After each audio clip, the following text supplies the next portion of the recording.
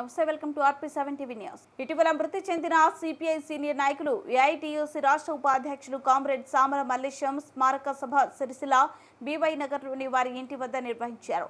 ఈ సభకు సిపిఐ పట్టణ కార్యదర్శి పంతం రవి అధ్యక్షతన వహించగా సిపిఐ జిల్లా కార్యదర్శి గుంటి వేణు, సిపిఎం జిల్లా కార్యదర్శి రమేష్, సిపిఐ జిల్లా కార్యవర్గ సభ్యులు కడారి రాములు, లక్ష్మి, సోమ, నాగరాజు తదితరులు పాల్గొన్నారు.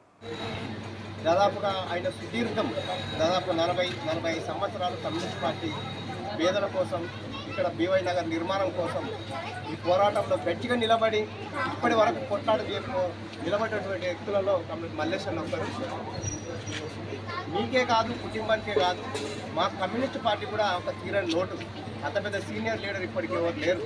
వారిని స్మరించుకొని ఒక 2 నిమిషాలు మనం మౌన పాటించి మిగతా కార్యక్రమం చేసుకుంటాం.